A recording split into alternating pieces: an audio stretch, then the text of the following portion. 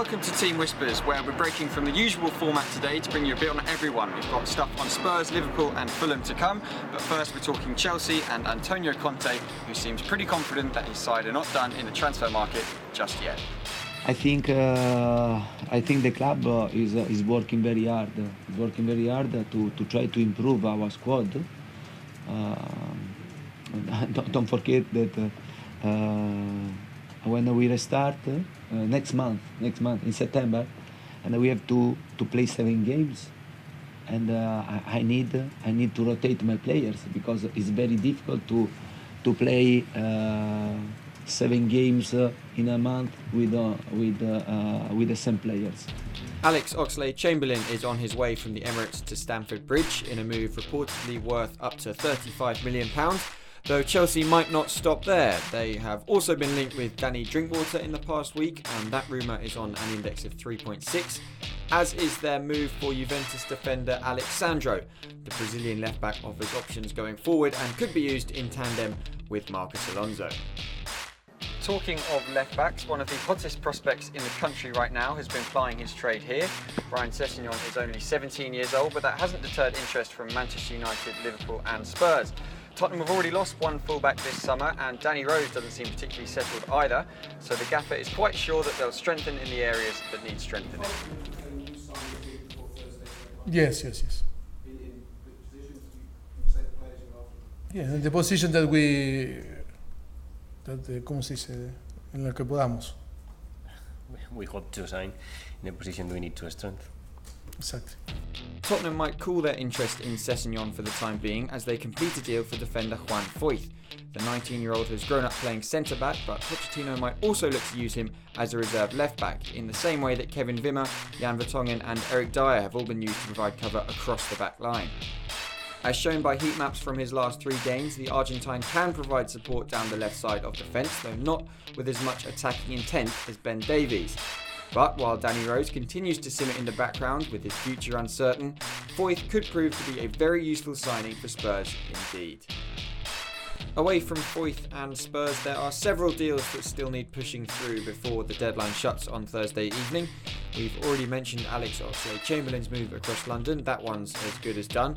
While over in France, Monaco are looking to push through a deal for Lazio's Keita Balde ahead of the likely departure of Kylian Mbappé to Paris Saint-Germain. We don't think financial fair play has made it to the French capital yet. Meanwhile, Liverpool have announced that Naby Keita will be joining them next summer for a club record fee, but are far from done as far as this summer is concerned. Their interest in Monaco's Thomas Lemar and Southampton's Virgil van Dijk remains comfortably within our top 10, with both deals carrying an index score of 3.9. Despite those high-profile moves, it's Liverpool's deal for Keita which has grabbed the headlines in the past few days. Back in April, Football Whispers exclusively revealed that Liverpool were, for the majority of last season, in close contact with the midfielder's agency, Arena 11, who also take care of Sadio Mane. The powers that be on Merseyside regretted not signing him in the summer of 2016 after he took on a pivotal role for Leipzig, and now they've broken the African transfer record to secure his signature, as they did by signing Mane and earlier this month Mohamed Salah. As well as becoming the most expensive African player of all time, Keita also slots into a team comprised of the Premier League's most expensive arrivals this summer. At the top of the table, £50 million transfers are fast becoming the norm, but let's have a quick listen to the managers for whom a safe mid-table finish would be a victory in itself, and are operating on a rather more modest budget to match. And hopefully we're going to get some positive news in the next days about bringing in 1 or 2 quality players that are going to add to this group. I understand your question. Of course, I don't want to talk about all the positions we try to find. I think the situation left back is clear for everybody because we have only Olebas in our roster. A normal situation, we need 1 more. And the other positions, of course, we try to find.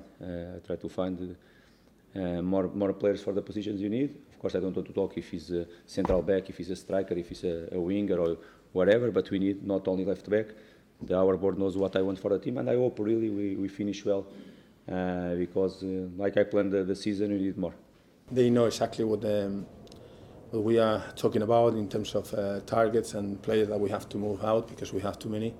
So we will continue trying to do this, and hopefully we can achieve what we want to achieve. So it's a fairly cryptic message from Rafa, as per usual, but one thing that seems clear there is that there are still transfers to be done at Newcastle, as well as across the Premier League and indeed across Europe. On Thursday, we're switching our focus to England with the international break looming, and we'll hopefully be seeing them winning at Wembley, something that can't quite be said of Spurs so far this season.